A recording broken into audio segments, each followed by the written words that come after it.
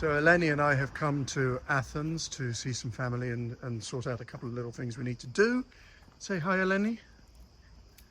So, we're not in central Athens. I'm sure most videos you see of Athens are the Parthenon, Acropolis, the old ancient Athens. We are in the northern suburbs, a little bit cooler, a little bit greener, and I just thought I'd take you along and show you a little bit of the northern suburbs, the residences here.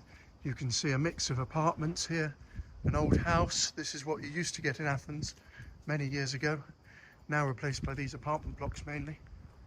And I hope you enjoy. So here we are coming up into the main town of Halandri, walking towards the square. It's incredibly quiet because everyone's on holiday. It also happens to be a Wednesday. And in Greece, Wednesday is half day closing. Crazy how quiet it is. Still beautiful in its own way.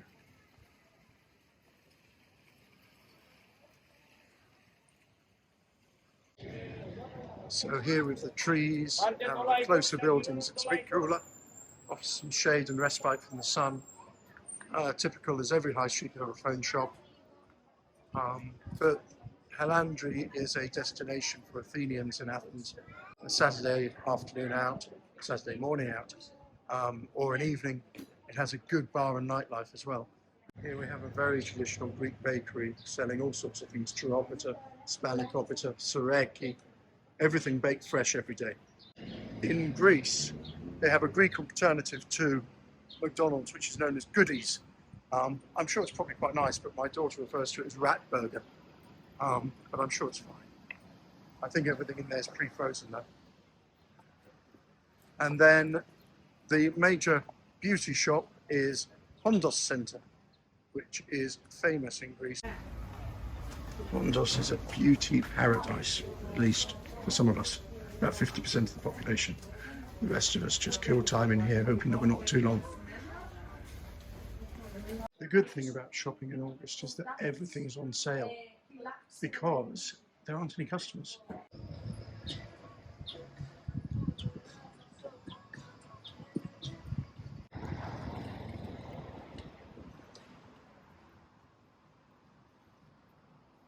Like many hot countries, there's always a bit more life in the evening. Although it's August and it's Wednesday, which means half-day closing for the shops and most people at the beach. Unlike most countries, marble here is really cheap because it's mined here. That's been sold by 45 million British. It's mined here, so everything here is marble. Even the floors. It's one of the cheapest raw materials here. It's madness compared to the UK, where it's one of the more expensive raw materials. Roadworks, only done in August when no one else is around. It makes a huge amount of sense. Unlike the UK, where every major bank holiday they'll shut every major road, all the trains, and do roadworks. Beautiful marble war memorial. A statue of Kolokotronis, who was the leader and hero of the 1821 revolution. Apologies against the Ottoman Empire. Known as Old Man Kolokotronis, because he was, I think, 54 at the beginning, 1821. There's also a good metro system here though now. Centre of Athens from Halandri on the metro, 20 minutes. Not bad at all really. In Greece we have outdoor cinemas. This one's shut at the moment, probably for August, but literally it is an outdoor cinema. You sit on a chair outside and you watch the screen at night. Just fabulous to do. I watched Armageddon here, and seeing that type of film outdoors, under the stars, with nature around you, it's just fantastic. It changes the experience entirely from sitting indoors in a dark room. I can highly recommend it if you come. Not something you'd think of doing, going to the cinema in Greece, but if you find an outdoor cinema, go and try it. Watch a decent film, you'll really enjoy it. Old houses here. Halandri used to be full of old houses, and they've gradually been replaced with big apartment blocks. Obvious reasons, you can fit more people in and you make more money. This park in Halandri, residential park, residential area, is dedicated to the disaster of Smyrna, or the Asia Minor disaster of 1923. Basically, cut a long story short, the Greeks and the Turkish at the time had a bit of a fight in northern Greece, northern Turkey, and the Greeks lost. And the ethnic Greek population located in Smyrna in Turkey was ejected, and they had to leave as refugees do nowadays. They walked hundreds of miles into Greece, including my wife's grandmother, who was 6 at the time, and the government relocated them to Halandri. Halandri at the time, this district, was a small village north of Athens, and really it started the whole development of Halandri, which is now a big commercial area in northern Athens, but it has a history of being started by refugees, and they're very proud of that fact, and they don't forget it here. And this memorial here remembers the victims of Smyrna, including my wife's family. Like any residential area in any city, there are recreational areas. Here we see football or basketball courts. Basketball is a really big sport in Greece, and normally there'd be people playing here, but it's August.